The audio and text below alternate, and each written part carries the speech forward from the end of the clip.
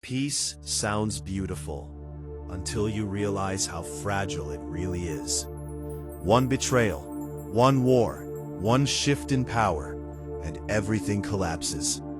That's the truth most people don't want to face. But Madara Uchiha didn't just face it. He built his entire philosophy around it. In a world constantly cycling through hatred, alliances, and war, Madara came to one brutal conclusion. Peace is temporary. Conflict is eternal. And if conflict can never truly end, then only one thing can maintain order: absolute power. Madara wasn't born believing this. He wasn't always the symbol of domination and control. He was once a child who dreamed of peace, who envisioned a world where people didn't have to fight to survive. But dreams don't survive reality unchanged. Growing up in an era defined by endless war, where children were sent to die before they could even understand why, Madara learned a lesson that reshaped his entire worldview. Hope without power is meaningless. That realization became the foundation of his philosophy. Because every time peace was established, it didn't last. Alliances broke, trust failed, conflict returned. Over and over again, the same pattern repeated itself. And from Madara's perspective, this wasn't coincidence. It was human nature. People are driven by fear, by desire, by the need to protect what's theirs, and those drives inevitably lead to conflict. So Madara stopped believing in peace as an ideal. Instead, he started seeing it as a problem to be solved, and his solution was radical. If people can't escape conflict, then create a system where conflict no longer has meaning. A system where power is so absolute, so overwhelming, that resistance becomes impossible. This is where his belief in domination begins. Not as a desire for control, but as a response to chaos. Madara doesn't seek power for ego. He seeks it because he believes it's the only way to stabilize a broken world. From his perspective, freedom leads to conflict. Choice leads to division, and division leads to war. So the answer in his mind is simple: remove the variables. Create a reality where suffering, loss, and conflict no longer exist. But here's where it gets deeper. Madara's philosophy isn't just about the world, it's about pain. His experiences taught him that attachment leads to suffering, that the more you care, the more you lose. And over time, that pain reshaped his thinking. Instead of trying to preserve a world where people can connect, he started envisioning a world where pain itself is eliminated. That is the psychological shift, from external conflict to internal escape. Because Madara doesn't just want to control the world, he wants to redefine it, to create an illusion so perfect that no one would even realize they're trapped. A world without loss, without fear, without the constant cycle of suffering. On the surface, it sounds like peace, but underneath, it's control at the highest level. This is the paradox of his ideology. He wants to end suffering, but his method requires the complete removal of freedom. He wants peace, but he's willing to enforce it through domination. And that contradiction is what makes him so compelling, because it forces a question: can true peace exist without freedom? Madara's answer is no.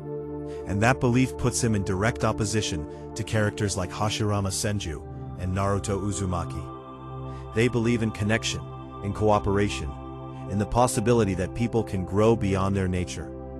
Madara sees that as naive, because from his perspective, people don't change, they repeat patterns. They rebuild the same conflicts under different names.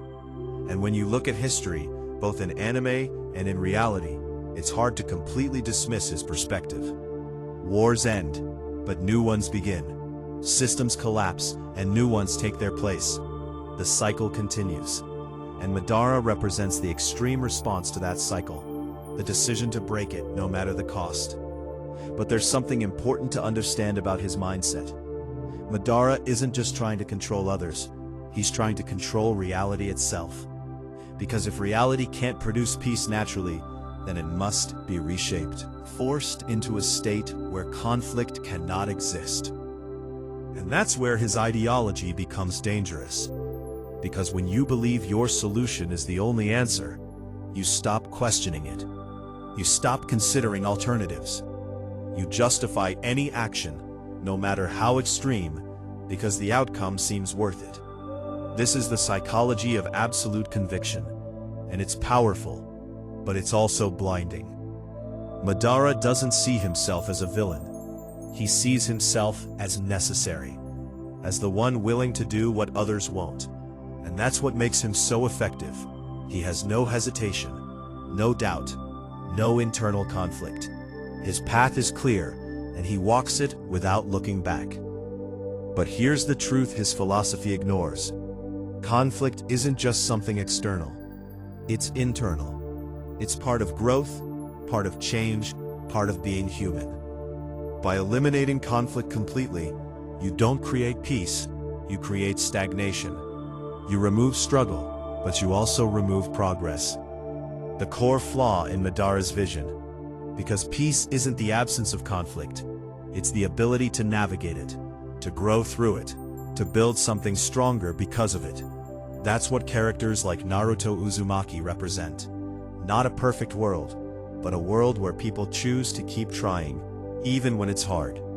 Madara rejects that uncertainty.